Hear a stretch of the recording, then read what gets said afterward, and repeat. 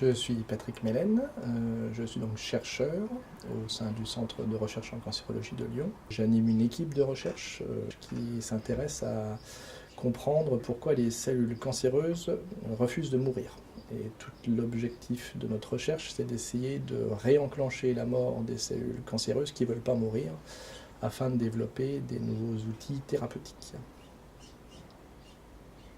L'existence de la Fondation, c'est de répondre à deux missions.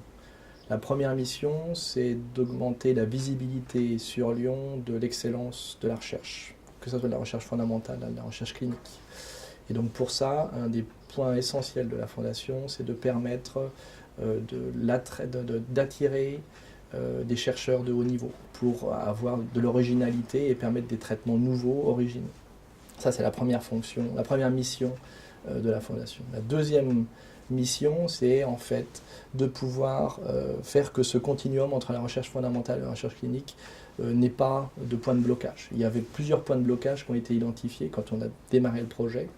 Et on a essayé, grâce à la mise en place de 3 plateformes, d'enlever ces points de blocage. Et on peut dire que maintenant, on est capable, effectivement, sur Lyon, d'offrir tout le continuum, depuis la recherche fondamentale jusqu'au traitement des patients. Une des 3 plateformes qui a été développée au sein de la Fondation, c'est ce qu'on appelle la plateforme de bioinformatique. Alors le paradigme a complètement changé au cours des 10 dernières années. On sait maintenant qu'il y a à peu près autant de cancers que d'individus qui ont des cancers. Et donc on a besoin de caractériser ces cancers, c'est le point principal de cette plateforme de bioinformatique, c'est de comprendre les altérations, les mutations qui sont contenues dans les tumeurs des patients. C'est parce qu'on se dit que si on connaît les altérations qu'il y a dans ces tumeurs, on va pouvoir proposer des thérapies qui sont adaptées. L'idée, c'est que dans 10 ans, chaque patient qui arrivera dans un centre de traitement, en fait, se verra prendre une biopsie, un petit bout de sa tumeur, on séquencera l'ensemble de génome de cette tumeur, et on sera capable d'en extraire très rapidement les informations, et donc d'adapter le traitement à ce patient. Donc ça, c'est dans 10 ans. Mais pour que ça soit possible dans 10 ans dans chaque institution, il fallait être capable de le mettre en place sur Lyon.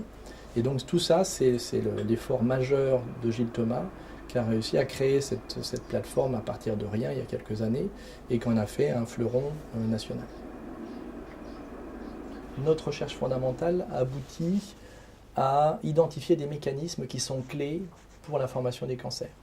Donc par exemple, on va par exemple montrer que tel ou tel gène, telle ou telle protéine est essentielle pour la mise en place de tel ou tel cancer. Mais ça ne fait pas un médicament qui va permettre de traiter le patient.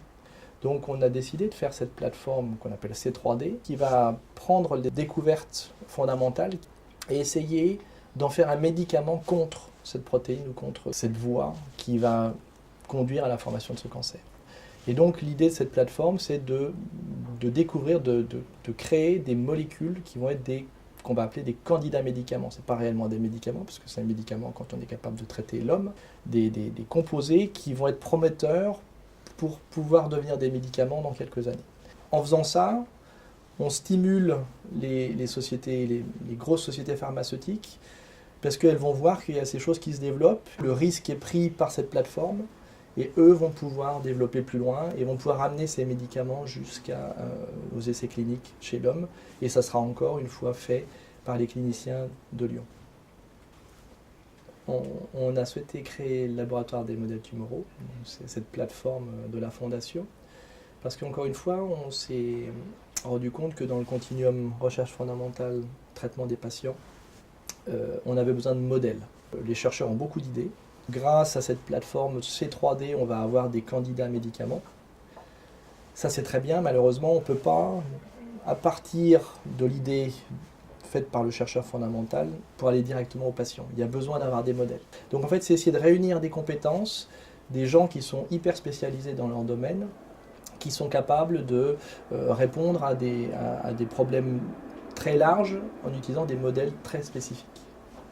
Alors ça va par exemple être le développement de modèles de cancer du poumon, de cancer du pancréas, du cancer du sein, avec des mutations particulières, qui vont être utilisés pour tester l'effet des composés qu'on développe pour voir s'ils ont une efficacité et ou une toxicité chez l'animal, de façon à multiplier les chances que quand on passera pour le traitement sur l'homme, on ait un effet qui soit plus important.